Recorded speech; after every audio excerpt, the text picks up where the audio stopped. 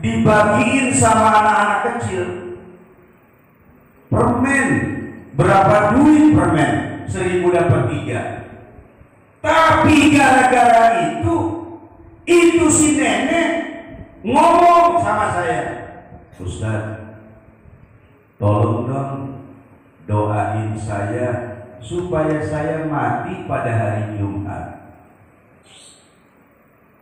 Doain saya supaya saya mati pada hari Jumat. Saya bilang, ya nanti saya doakan. Tapi dia punya kebiasaan kasih permen itu anak-anak kecil. Tidak lama kemudian, nenek itu kan tinggalnya di Geria Selatan sama mas saya, satu gang itu. Tiba-tiba saya ngisi khutbah Jumat di Kota Bumi, namanya Masjid Nurul Hikmah, Kota Bumi Indah. Di situ nenek-nenek di Kota Bumi itu punya saudara juga. Tiba-tiba begitu saya lagi sedang duduk, ada panitia berdiri ngasih pengumuman innalillahi wa inna ilaihi rajiun. Saya lupa nama si nenek itu. Telah berpulang ke rahmatullah fulana binti fulan. Ternyata yang meninggal di hari Jumat itu adalah nenek-nenek yang bertetanggaan dengan saya. Diumumkannya di Masjid Kota Bumi karena di situ ada saudaranya. Benar, itu nenek-nenek meninggal pada hari Jumat gara-gara sedekah permen. Ada lagi di Serpong, aki-aki. Dulu saya pernah cerita, kalau kita kan ngaji, datang ada pengurusnya tuh bikinin kopi, bikinin teh, terus dibagiin. Ini aki-aki enggak? Ini saya ulangin lagi biar ingat lagi.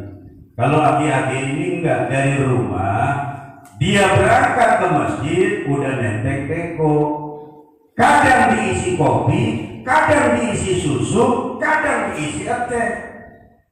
Sama gelasnya dibawa sekalian, dituangin sama dia sendiri, dibagiin sama jamaah. Apa doanya? Ya Allah, matikan saya pada hari Jumat. Betul, dia meninggal sebelum subuh pada hari Jumat. Apa kata Nabi keistimewaan orang yang meninggal di hari Jumat? Kata Nabi, orang yang meninggal pada hari Jumat akan dibebaskan dari siksa kubur sampai datangnya hari kiamat. Itu keistimewaannya orang yang meninggal pada hari Jumat. Dia meninggal hari Jumat bukan karena sholatnya, dia meninggal di hari Jumat bukan karena puasanya, dia meninggal di hari Jumat bukan karena zikirannya, dia meninggal di hari Jumat karena sedekahnya, maka turun rahmat Allah kepadanya, hajatnya dikabulkan gara-gara sedekah permen, gara-gara sedekah kopi dan susu. Jadi Nabi itu pernah diperlihatkan ada orang yang disiksa di alam kubur, itu terus menerus tuh, nggak pernah berhenti, terus menerus disiksa, nggak pernah berhenti tuh. Sementara orang yang meninggal di hari Jumat nggak ada siksaan, dia seperti tidurnya seorang pengantin, tahu-tahu kiamat itu datang, nggak ada siksaan sedikit pun. Tuh orang yang meninggal di hari Jumat, bonus dari Allah. Jadi kalau pengen meninggal di hari Jumat, besok kalau ada kuliah subuh dari rumah masing-masing bawa teko. Jangan tekonya doang, gua bawa teko kita. Isinya ntar di masjid ada banyak. Tekonya dong dibawa, isinya ntar dari masjid. Ini benar nggak apa-apa, dari masjid ada, dari rumah ada. Itu namanya rahmat. Itu namanya apa? Rahmat. Ingat kemarin yang Ustaz cerita seorang perempuan dari Taif yang dia meninggal dalam keadaan tersenyum, dimandikan dalam keadaan tersenyum, dikafani dalam keadaan tersenyum. Apa rahasianya? Kalau setiap pagi terus menerus, asal ada orang yang lewat, orang pertama yang lewat di rumahnya, sama dia dipanggil, dikasih makan, dipanggil, dikasih makan, dipanggil, dikasih makan. Ada orang sini yang kalau orang lewat di depan rumahnya dipanggil, dikasih makan, ada? Ada orang sini. Harus ada. Tahu-tahu ditungguin itu oleh wanita Taif, nggak ada yang lewat.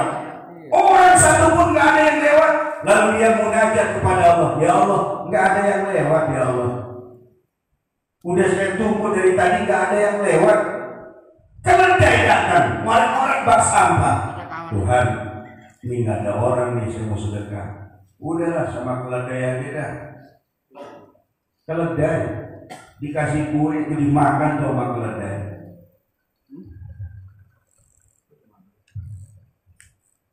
Begitu dimandi dalam keadaan tersenyum, dikafani dalam keadaan tersenyum. Ini kan yang mandiin bingung nih. Si perempuan ini punya amalan apa? Apa karena tiap hari Senin Kamis? Apa tiap malam sholat tahajud? Apa kalau pagi sholat duha? Apa kalau maghrib subuh dia baca Quran?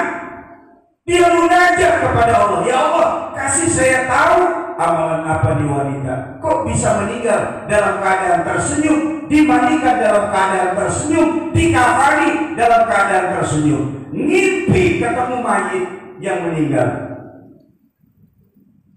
Ada yang mandiin Tuhan, saya melihat wajah Tuhan berseri-seri, senyum, bibir manis mereka. Apa amalannya? Apa sholat? Apa puasa? Apa baca Quran? Apa haji? Apa umroh? Enggak. Saya tersenyum di antara amalan-amalan saya kasih makan orang. Ternyata amalan saya yang kasih saya makan keledai, itu amalan yang diterima oleh Allah. Sedekah saya tuh gara-gara itu saya kasih makan keledai. Sholat saya diterima oleh Allah, puasa saya diterima oleh Allah, haji saya diterima oleh Allah, zikir saya diterima oleh Allah. Sementara ada orang yang sholat berjamaah gak ketinggalan, tahajud gak pernah putus, duha gak pernah lepas, tapi amalannya kulluhum mardudatun latubbalu, semuanya ditolak oleh Allah gara-gara pelit, kikir dan bakhil. Medit. Kedengeran nggak kira-kira? Kedengeran nggak? Jadi nggak jaminan orang rajin sholat dapat rahmat Allah kalau dia tidak bersedekah.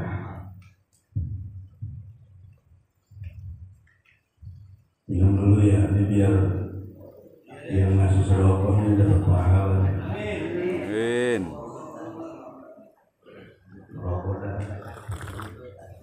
Itu namanya rahmat.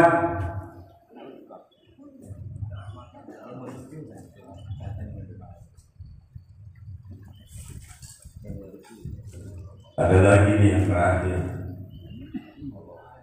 Di sini ada nggak yang suka kesel sama kucing kalau ada kucing pipis marah, ada kucing berak marah, gitu. Maaf ya, ini sendal, ini kepala kucing, ketok sama dia, tok, ketok. Kalau enggak pakai gagang sapu, bunyi lagi itu. Tok, kan kedengeran tuh, maaf ya. Tok, kalau enggak ditendang, bung.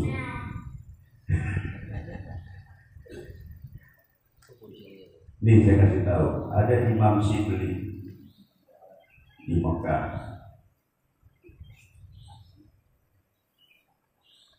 Imam Sibli ini oleh Allah dimasukkan ke dalam surga. Ini saya kasih tahu nih, amalannya biasa. Makanya disinilah ya saya bilang sama Pak Haji Sugiarto, disinilah kita ngaji suluk, ngaji akhlak saya bilang. Kalau ngaji fikih merasa benar, merasa suci, orang lain dianggap salah. Dia salah. Sholatnya nggak benar, tajwidnya kurang. Orang salahin dulu. Tuh kalau ngaji fikih nggak ngaji suluk, nggak ngaji akhlak begitu tuh. Ya, jadi nyalain orang mulu. Apa-apa salah, jempolnya kurang empuk, pantatnya kurang ngiblak, apa disalahin? Pejinya kagak benar, sarungnya kagak beres, apa disalahin? Ya, jangan suka nyalain orang, nggak boleh. Ya, yang bagus itu ngebenerin, kalau nyalain nggak boh, ngebenerin boleh, nyalain jangan. Ngomongin lah, apa jadi buat lagi, tajwidnya hari kemana-mana itu, yang panjang dibaca pendek, yang pendek dibaca panjang. Kalau benar tuh imam, goblok itu tolol, buset. Orang goblok-goblokin. Kalau orang ngaji suluk kan gak begitu. Ya, ada orang punya aib, punya kesalahan, disembunyikan, bukan diobral, diomongin ke sono kemari, nggak boleh. Orang yang suka ngomongin kejelekan orang, suatu saat kejelekannya akan dibongkar oleh Allah. Itu betul, itu kenyataan. Ya, orang yang tidak pernah menghargai orang, suatu saat dia tidak akan pernah dihargai. Orang yang tidak pernah memuliakan orang, dia tidak akan dimuliakan oleh Allah. Jadi orang-orang yang mendapatkan kemuliaan karena dia memuliakan makhluk-makhluk Allah, termasuk binatang yang namanya Imam Sibli dimasukkan oleh Allah ke dalam surga bukan karena hajinya, bukan karena umrohnya. Ini dengerin baik-baik nih, penutup. Kemarin biar seret juga laga-lamanya. Ustaz udah seret lama lagi, resep banget.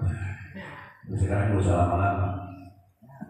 Bukan karena hajinya, bukan karena sholatnya Imam Sibli masuk surga, bukan karena wiridnya, bukan karena baca Qur'annya, bukan karena banyak sujudnya. Ternyata Imam Sibli masuk surga gara-gara ada anak kucing yang kedinginan di pinggir jalan di kota Mekah. Anak kucing yang lagi kedinginan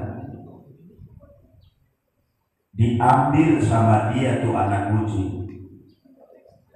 Imam Sibli itu pakai jubahnya itu bersih. Gua nggak tahu warnanya. Lu tahu dari mana putih? Gua aja nggak tahu, ya kan? Taunya jubah aja. Karena keterangannya nggak ada di situ warnanya itu. Jubah itu anak kucing diletakkan di atas jubahnya begitu, seperti anak bayi yang hendak disusui, diselimuti oleh jubahnya. Gara-gara itu Imam Sibli katanya menyelimuti anak kucing yang kedinginan dengan jubahnya, dia melihat amalan sholatnya naik, amalan puasanya naik, amalan hajinya naik, amalan umrohnya naik, amalan bacaan Qur'annya naik. Artinya naik, diterima oleh Allah.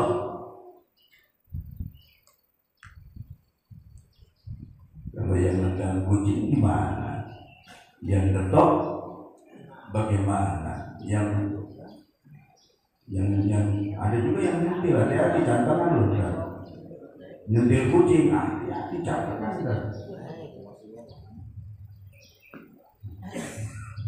ada jamaah di sono, saya nggak sebutin namanya, burungnya dimakan sama kucing, burung kesayangan lagi mau dimandiin, dimakan sama kucing, kesel, kucingnya dimatiin.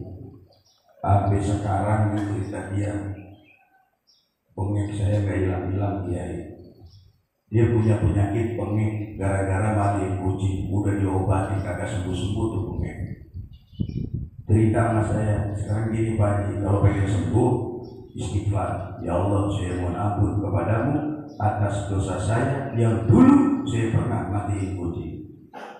Dibunuh, bengek kagak sembuh-sembuh. Yang kedua, ini yang sepele. Saya punya jamaah tinggal di perumahan Merpati Airland, Jakarta tuh dekat Kalideres.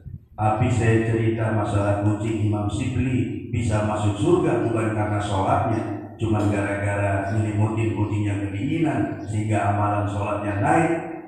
Dia cerita sama saya, saya ingat dulu anak saya senang sama kucing, terus saya beli sofa baru bersih bagus, sudah saya wangi-wangiin, terus kucing naik ke sofa, terus kucingnya pipis, terus bau, terus saya kesel, saya buang. Di mana buangnya? Kebun jauh, nggak dekat pasar, enggak. Gara-gara saya buang kucing yang jauh dari keramaian, usaha saya jatuh bangkrut. Hati-hati, kemungkinan besar rezeki kita nggak pernah tambah, hidup kita susah, usaha nggak pernah maju, boleh jadi nyakitin binatang. Rahmat kagak turun, biar sholat jidat hitamnya ada 12. Kalau kucingnya masih suka ditendangin, dipukulin, dicewer, disentil, nggak bakalan rahmat Allah turun. Biar baca Quran sambil monyong, gak monyong. Wirid, pakai tasbih paling gede,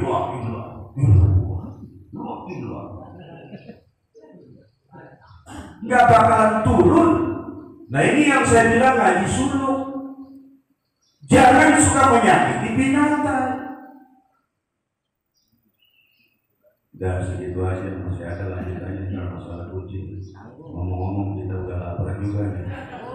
Aku semalam ngisi ceramah sampai jam 1, boleh mati sapa. Ada tetangga yang berangkat umroh, ngopi lagi sampai jam 3, jam 2 lewat 45 menit, udah mau jam 3. Saya tidur jam 2, utang-utangnya lunas dan bisa berangkat haji dan umrah. Al-Fatihah.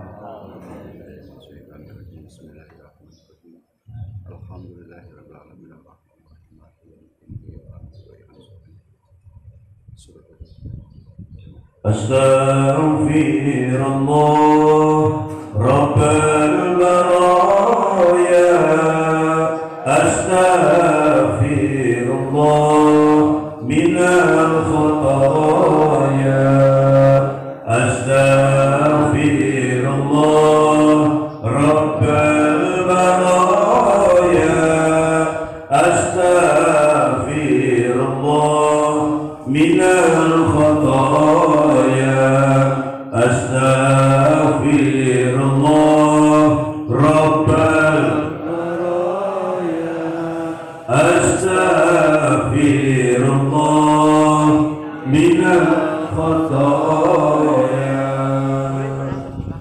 Insyaallah masalah rahmat nanti kita lanjutkan lagi ceritanya. Cukup sekian, lebih dan kurangnya mohon dimaafkan. Billahi taufiq wal hidayah. Assalamualaikum warahmatullahi wabarakatuh. Waalaikumsalam warahmatullahi wabarakatuh.